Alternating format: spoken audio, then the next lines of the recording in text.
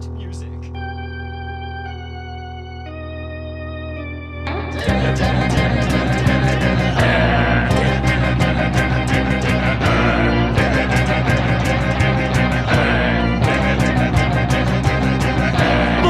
He's not a bat, he's a man who fights crime. And we're gonna watch him fight for a minute at a time. With John and Niall and a guest who doesn't rhyme. It's Bat Minute!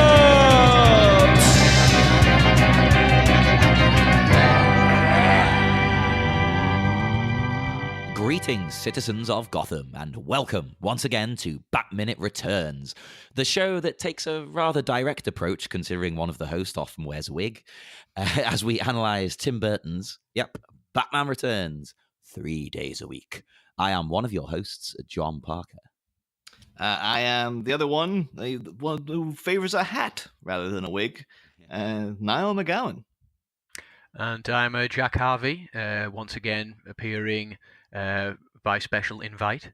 I'm a writer, artist, and occasionally do other stuff like show up on podcasts. So, pleasure to be here. Oh, thank you. Pleasure to have you. And of course, showing up on podcasts is everybody's dream. It's what we all aspire to in childhood, even. That's before a podcast even existed. All I dreamt of in childhood was guesting on a podcast. They covered that in careers at sixth form, I believe. What is it? Podcasts. No, we need to be getting sponsored by Casper mattresses or something now. We need the cash. We need the money rolling in. But anyway, this is minute 59, and the minute starts with a monumental meeting, and it ends with a monumental meeting. Oh, yeah. Very similar, beginning and end. Friggin' Grand Central Station around here in this minute. Wasn't it, right off the bat, as it were? These next 2 minutes, like, when this movie was coming out, this was the scene they kept showing over and over. We did mention back when the Batman takes out that clown guy there, when he's saving Selina, that was the other scene they showed you all the time.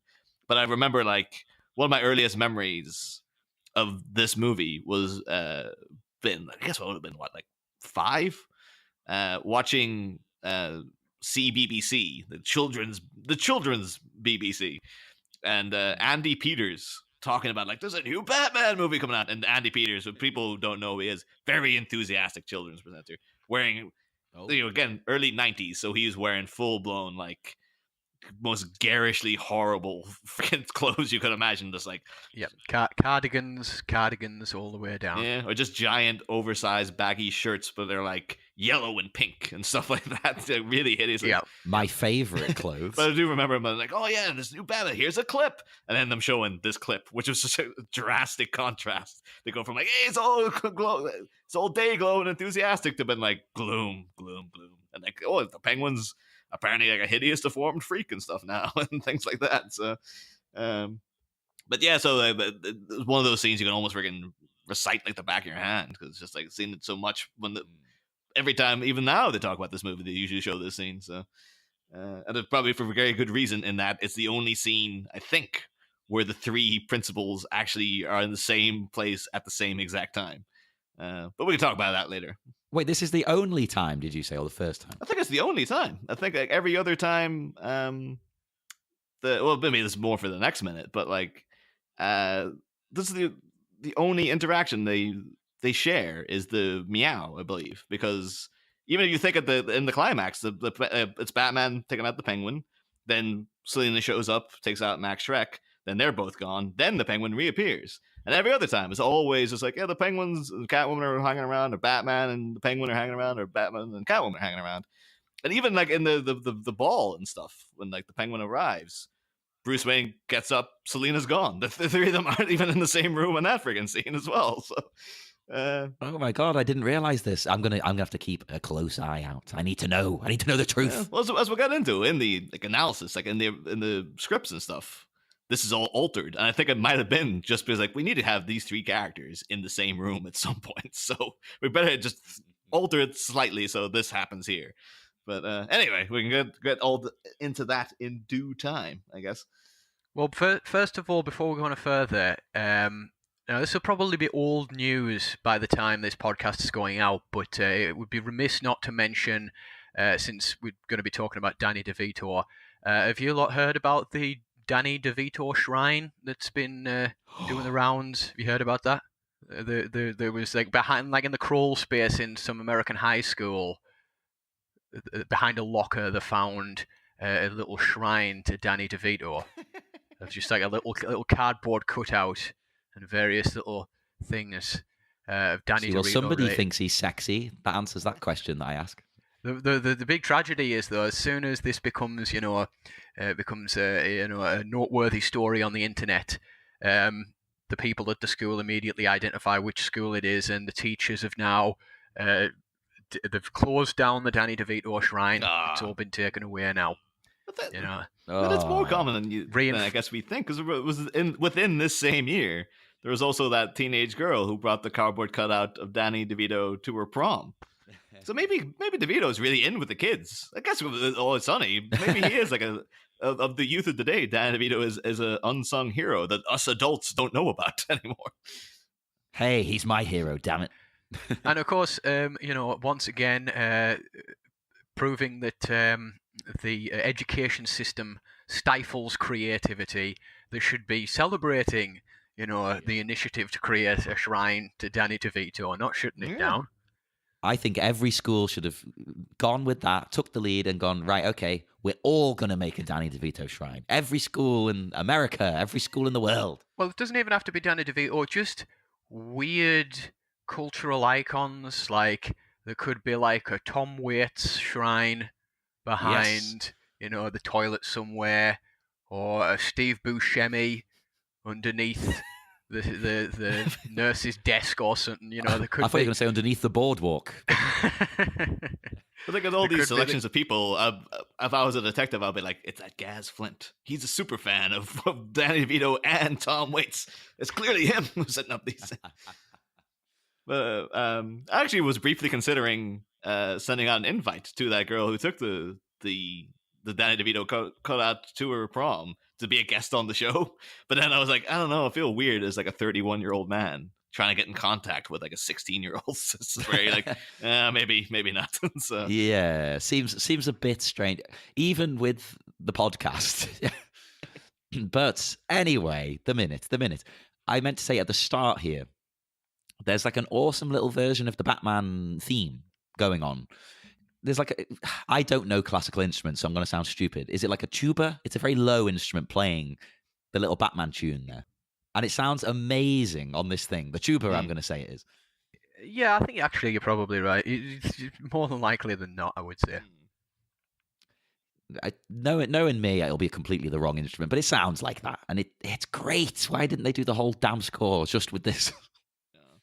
But of course, then we do get the meeting of two titans, Keaton and DeVito, together at last. You've been asking for it for years. Apparently, we're going to get it again in 2018 or 2019 with Dumbo. Yeah. Again, second trailer came out for that, still not sold. Just like, nah, looks way too sickly and schmaltzy, and people it's are all Dumbo. What do you expect? Yeah, that's what one of our guests was all tweeting about it, like, "Oh, I can't wait for this." I was like, "No." But anywho, we of course had finally the meeting between Batman and the Penguin. Finally, sort of getting to clear the air between themselves. So again, I guess they don't really interact except for in the Batmobile and stuff as well. I don't know if this scene is here just to clarify that like these guys both know each other's deal. Because they're bizarrely disconnected over the course of this film in many ways. Yeah. It seems as well, because like if you tried to play this a bit more realistically, this is just insanely cocky what the Penguin's doing. Because as far as he knows, Batman doesn't know that he runs the Red Triangle Gang. So you think he would be like, no, I'll keep to myself and sit this one out. But he's out there going just like, hey, here I am. You know it's me. And it's just, the fact that Batman's like, oh, admiring your handiwork. And he just sort of goes into a little sarcastic, like, oh, touring the riot scene and all this business. But, this could be an example of extreme hubris of the Penguin's part here, just to be out, just let it all hang out. Just been like, yep, I know you're the big deal Batman, But I'm here to tell you, just in case you didn't know, I'm the guy behind all this. Well, I think he understands and acknowledges Batman Batman's smart. He knows what he's doing. He knows that Batman knows. It's like there's no point pretending to him. He pretends to other people, but Batman, they're gonna have a showdown. It's gonna happen. Yeah.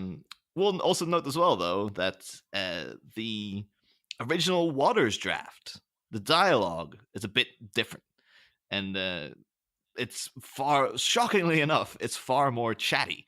But I thought it was actually quite interesting, the differences, because it's almost, this is the big lump of unmolded clay, whereas like you can see where they're hitting the kind of points, but they're doing it in different bits and stuff. Because the Penguin says to Batman, well, actually, they do have a little bit of a chit chat beforehand, but then the Penguin eventually says to him, "Tough day at the office. Quit while you're alive. You're jealous because your mask isn't real. You hate me because I'm a freak," which is a line that comes up later on when the Penguin says to him in their final confrontation, like, "Oh, you just jealous because I'm a genuine freak and you gotta wear a mask," which is a line I'm actually looking forward to getting into because there's implications there, and with that and Batman's response, where you're like, what are they trying to say with this? But and then the Waters version of Batman, also very chatty. So he comes back with, "You're just another depressing, greedy egomaniac. I don't hate you for being a freak. I hate you for being normal. You're an insult to penguins," which is, again, a lot of the Waters stuff. It's like, did this guy see the first movie? Like, I can't ever imagine Michael Keaton coming out with this stuff. Absolutely not. Again, That's like the worst line. It does sound really way more like an Adam West thing. Yeah. It's like, I don't hate you because you're a freak, Penguin. I hate you because you're normal. You're an insult to penguins. It sounds like the kind of thing he would roll out with. Yeah. Completely. That doesn't fit this movie, this Batman. I wouldn't surprise. Like, again, it would just be a thing of like, well, Daniel Waters, his experience with Batman's like, oh, I used to watch that show. But then it's like, so it has to be like that. And it's like, there was a first movie you can base it on as well, dude. But yeah. Of course, it's not first one. This is Batman returning from the 60s. It does also make you wonder what Danny DeVito's take on the Penguin would have been like if they would have hewed closer to the more traditional take on the character, where he's just a bit of a rich criminal who looks like a penguin and likes penguins, and that's it. And like, if they took also like the majority of the freak stuff out and he played him straighter, more as a traditional criminal that kind of wants to go legit, I do have to wonder what that take would be like. I think he could pull it off. I wouldn't like it as much. This is amazing to me. But I think if there's one person who could do that, Danny DeVito could still rock that, I reckon. Yeah, because he was Al Capone in The Untouchables, wasn't he? Or was that Joe Pesci? I always get him mixed up. Oh, it was De Niro. Oh, no. Oh, yeah, you're right. It was Robert De Niro. Oh, my God.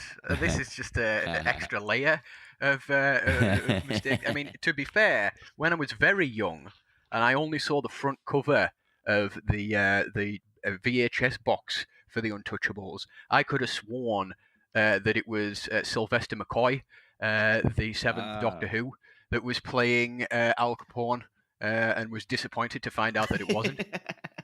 I'm sure even Sylvester McCoy is like, I'm disappointed to find out. That's maybe just the start of this rabbit hole. But I should actually ask, though, Jack, because I know you're a big fan of the 60s show. So what's your opinion of the DeVito Penguin in comparison to Burgess Meredith? Like, do you like this take, or would you have rather... Because I know some people are like this hardcore old school Batman fans who despise this version of the Penguin because they just think it's ridiculous. Ugh. Yeah, I mean, once upon a time, I was the kind of person that would get foaming at the mouth, angry over tiny little deviations from the source material, and for the most part, I've kind of grown out of that now, and I'm just like, whatever works. So looking back, I kind of feel like it's,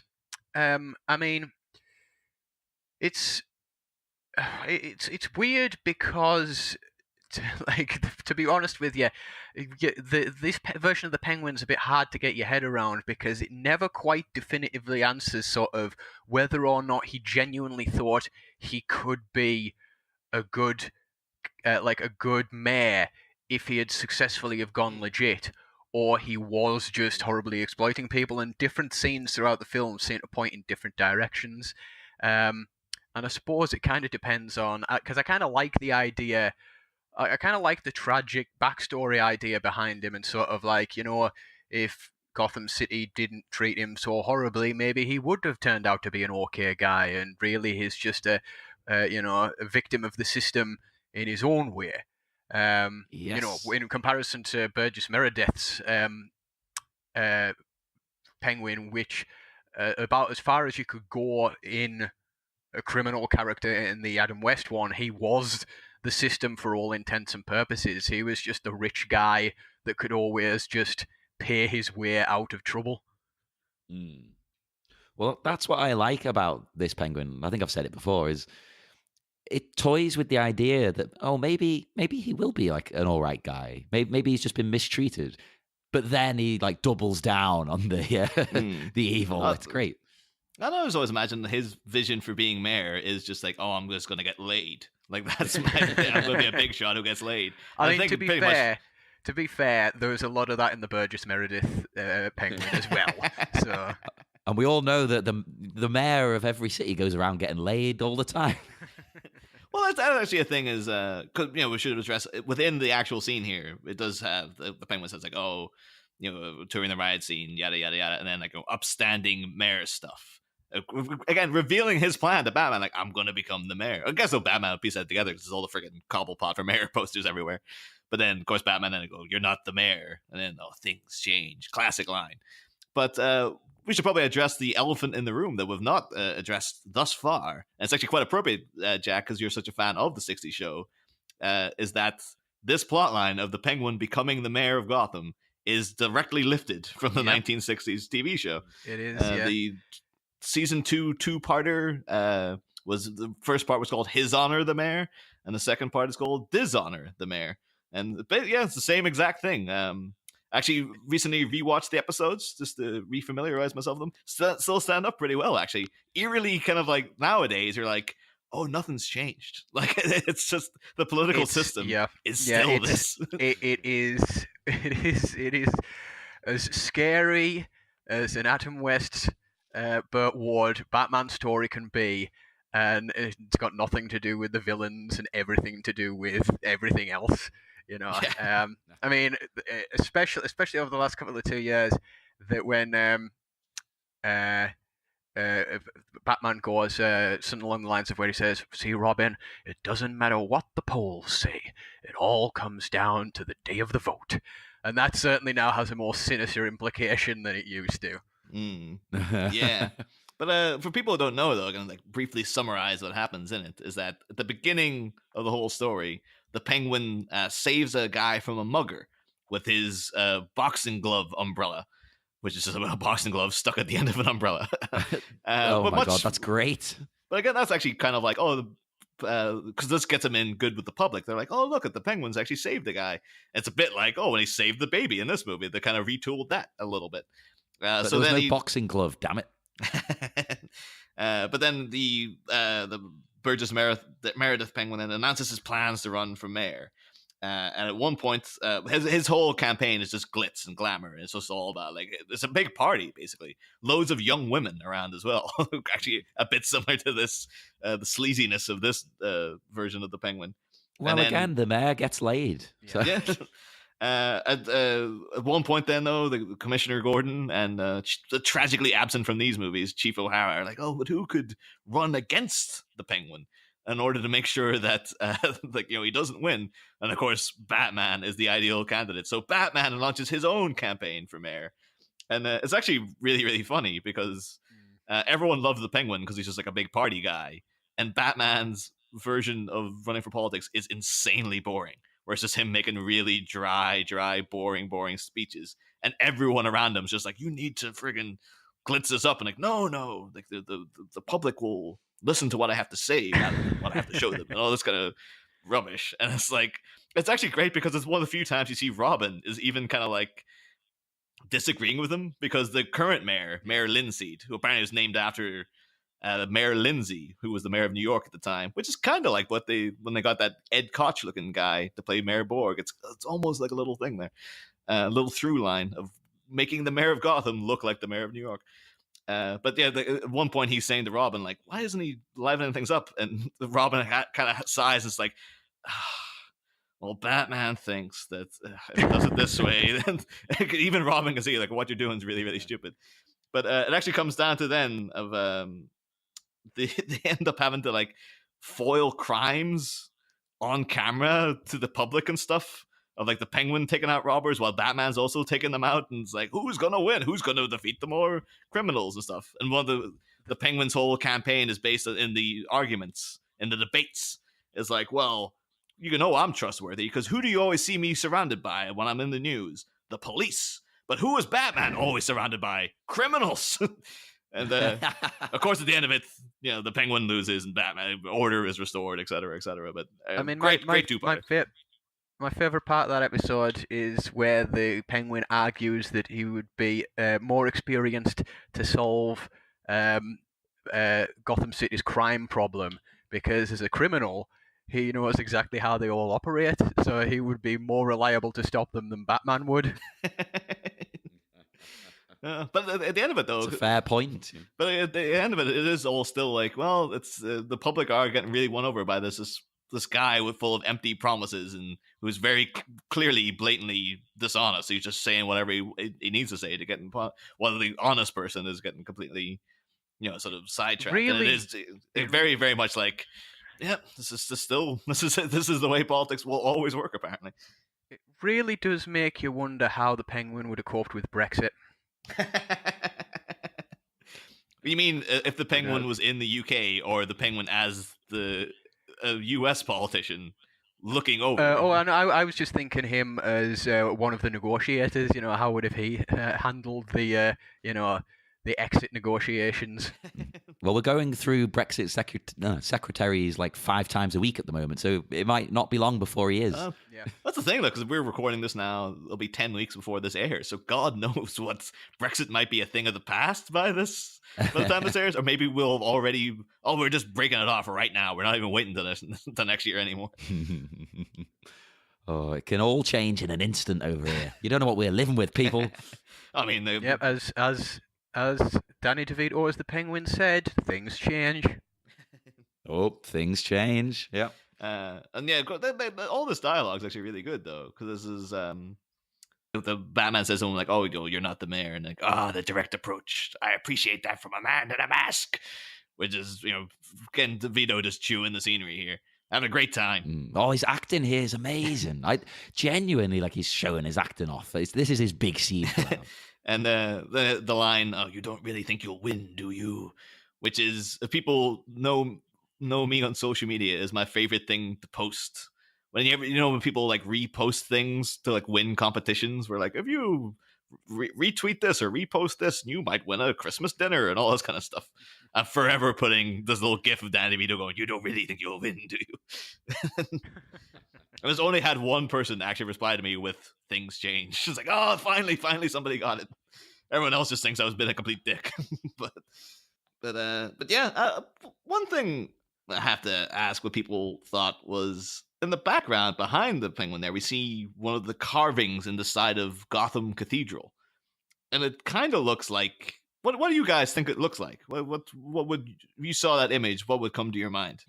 Like a gargoyle, goblin, demon kind of thing. I was just gonna say just a statue that's been under too much acid rain for a while and it's got a bit deformed. So it made me think of the flying monkeys from The Wizard of Oz. For some reason, I was like, it kind of looks like a statue gargoyle of the flying monkey. And I was kind of wondering, is it because the flying monkey is a thing that obviously terrorized things as, when Tim Burton was a child. I wonder if this is supposed to be a little signal, that's what he's trying to do with the Penguin, is that, yeah, he's a figure, much like the flying monkeys, will be designed to terrorize children, because he literally does freaking terrorize children at the end of the movie. Oh, yeah. I wish that was via flying penguins. But of course, though, that the Penguin himself in the next minute is going to fly. So it is kind of I wonder wonder if there is a deliberate little reference there. But yeah. One thing I also noticed as well, I think we addressed it at the end of the last movie, was that, of course, this is the meeting between Batman and the Penguin on the ground floor of the cathedral. And of course, Batman defeated his last supervillain by him falling off a cathedral. So I wonder if this is like, oh, you go all the way down to the bottom, the new criminals there. I wonder if there was supposed to be a deliberate through line of like, yep, this one criminal died falling off a cathedral. Now the next one he meets officially around the area where that body would have landed. Maybe that's deliberate. Again, they didn't mention this in the the materials, the commentary and things like that, but maybe this is around that area sort of symbolically, because he's felled one villain and another's risen in his place. Or something like the Penguin walking towards him and he stumbles into the crater that Jack Napier's body left or something. He's like, oh, we ought to cover that up. When I'm mayor, I'm going to make sure that hole is filled. They're like Hollywood Walk of Fame stars in Gotham City, aren't they? Just silhouettes of villains, badmans threw off things. Oh my God, that would be incredible. I'd take that tour. Then again, do you want to be walking around this city at night? I don't know. But of course, we got Batman's classic response of like, oh, things change. Throws this thing back at him. And then the two of them get distracted by someone is approaching, very large, very fast. Well, actually, she's very fast. She's not all that large, to be fair. But we get the perpetually friggin' somersaulting Catwoman. Just can't friggin', why can't you just walk out a door? No, she has to be constantly on the move. It's pretty crazy. I do like that this immediately follows as well. Things change from Batman with his very odd response. Because it's a little bit of a joke, I would say, because things change and then immediately everything changes for the two of them when Catwoman comes on the scene. Oh, totally. Because neither of them are they're not really connected to her in any way at this point. No. I mean, Bruce is a little bit. Bruce has met her, but that's about it. There's no, beyond like, oh yeah, she seemed like someone I'd want to hook up with. There's no actual reason why they would ever need to interact again. I do like as well, every time she flips, you hear the clink of her claws hitting the floor. Like they've really emphasized it. And we'll also say, because we mentioned in like the first minute that like, oh yeah, how much happens in that minute. Whereas this minute in comparison is literally this conversation between these two guys. But it's filled with like loads of great purposeful pauses. I actually do love the when the Penguin says like, oh, you don't really think you'll win, do you? And it actually holds on Batman's face for a good like 5 seconds of him just kind of staring at him. And then it's a little slight smile before he says like, things change. Like there's a real he's not going to give him the Keaton grin that he gave that guy he blew up. No, unfortunately, no. That's the grin's too powerful to be used too much, He's like, I need to recharge it for a while. I can do this little minor lip curl here, but that's about it. Hey, it loses its impact. I mean, he used it so much in Beetlejuice that it was like Luke Skywalker at the end of The Last Jedi, where it was taking all of his effort to keep the grin going. He could have just faded away at the end of it, but he survived to keep the grin around. To grin another day. I imagine that's how Michael Keaton will go out. He'll just fade away, and the Batman cowl will just fly off. That's actually weird, though. I was just the other day listening to, because this is recorded the week that Stan Lee tragically died there earlier this week. And yes. I was listening to Kevin Smith and Mark Bernard, and they did a whole big 2-hour tribute to him. It was just them sitting talking about their stories about Stan Lee and stuff. And it was really weird because I don't think I've ever heard him bring this up before. And with Kevin Smith, considering the amount he repeats stories over and over again, I would have assumed he would have brought this up loads and he would be slightly more sour about it. But he was mentioning that I hosted an episode of Dinner for Five back in the day, like in the early 2000s, where it was a show that Jon Favreau used to host. And Favreau himself called him and was like, oh, I need to go out this week. Can you host the show for me? And you can put together your own panel. And Kevin Smith was like, oh, of course I'll do that. And then his panel was Stan Lee was one of them. And Favreau was like, "Oh, the Stanley? Oh, never. Oh yeah, Stanley. I forgot about him." And it's kind of weird because freaking Jon Favreau would be the guy who would like build the spine of the Marvel Cinematic Universe. Him and Kevin Feige. Did they know? Yeah, but the thing is, the other people that Kevin Smith got in was Mark Hamill, and then he said to him, "I want to get that guy who does Alias, J.J. Abrams. Have you ever heard of him?" And then he's just like, all these years later, little do they know. And apparently on the show, like Mark Hamill was saying, if they continue Star Wars, this is what I would have done with Luke as a character, and J.J. Abrams is sitting right there with him. And it's like this, is like making notes. Yeah, this is like in 2002 or something. It's like, holy shit, how the is everyone not talking about this? Right, I think he probably would have been making notes, because I dispute what some people think. Some people seem to think, oh, no, hang on, The Last Jedi, they were allowed to do whatever they wanted with that film. They didn't even speak to JJ about the stuff. Of course they bloody spoke to JJ. He's the overseer of the thing. Like, he's still involved in the product, even if he's not directing it. Of course, they didn't just make up what they wanted and ignore his threads he left. There was no way Disney was going to greenlight a trilogy of films without them at least having an outline of the beginning, middle, and end of all three films. It wasn't like J.J. Abrams was just like, right, well, just go wherever you want to go from there. They would have at least said, okay, this character's going to be alive at the end of the film because they're going to be doing this in the third one. This needs to be here, that needs to be there, So, exactly. So yes, he was probably writing ideas down on the back of his hand with a pen when he was sitting to Mark Hamill all those years ago. He was waiting for his moment. Although it's one of my favorite memes I saw come out of the end of The Last Jedi was, I think I actually quite like The Last Jedi. I was like, yes, it's fine. But someone put up, it was like, oh, the opening crawl for episode 9 leaked. And it was just like, episode 9, a new Jedi. It was all a dream. The terrifying Knights of Ren have constructed a super weapon. Okay, even as someone who absolutely loves The Last Jedi, that's a great joke. But yeah, that's pretty. Of course, then we do. Yeah, Catwoman comes to a stop beside our three guys, and then we get. So here it is, 3 jackasses standing in a circle. So we're left on a tentative sort of cliffhanger here, like, oh, what's her opening line gonna be? But of course, that's the end of the action for this minute, though. We have to wait to find out what happens in the next one. Ooh, having a stare down, Catwoman looking the two fellas in the eyes. The only other thing I'll really note is that this, again, in the Waters draft, everything is drastically different. Like this scene, the 3 of them meeting like this doesn't happen.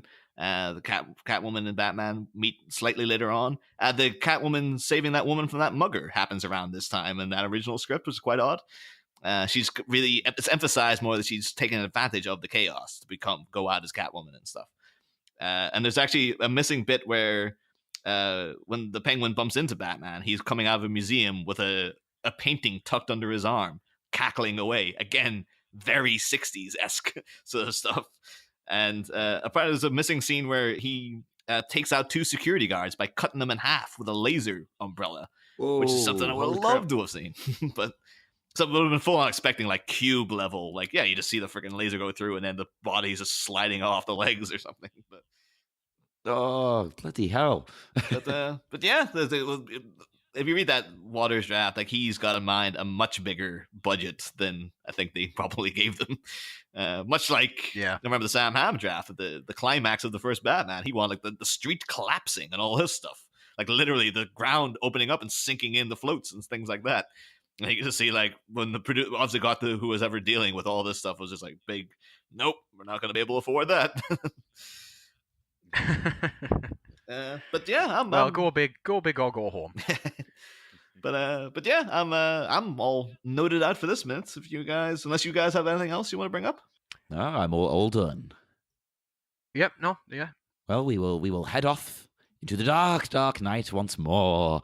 Jack, would you like to tell our listeners where they can find you online? Yeah, if you would like to check out any of my stories or stuff that I do, there's stuff you can spend money on, or there's stuff you can check out for free, whatever is to your specific tastes. You can find all the information on Jack's Comics blog. That's E for Echo, L for Lima at the start. .blogspot.com. all the links to me various social media things like Twitter, Tumblr, and all that kind of stuff are linked on there, as well as links to all my various projects that I've worked on and things like that. So feel free to check that out if you find yourself with 5 minutes to spare or whatever. The problem is you'll end up spending hours. Well, Not, 5 minutes isn't enough. I would hope so. I would hope I would hope my creativity is that magnetic, But I don't like to blow my own trumpet or anything. No, it is. And obviously, of course, I'm going to blow our trumpet. We are that magnetic. So you want to come and talk to us, don't you? We're on Facebook, Twitter, Instagram, Tumblr somewhere. We have a YouTube. If you message me, I'll get the notification. I don't really message people on YouTube, but if you want to do it that way, that's your thing. You do you. I'll accept all of it, whatever. And we will see you back again on Friday for minute... I've forgotten. 60. Minute 60. See you then. Next time, Shrek's is having a fire sale, and the deals will blow you away. But while the perpetrator of this pyro-paroxysm pours into the night, and a penguin suddenly takes flight, will her persistent pursuer be prepared for a portentous rooftop cat fight? Find out Friday. Same Bat Pod, different Bat Minute.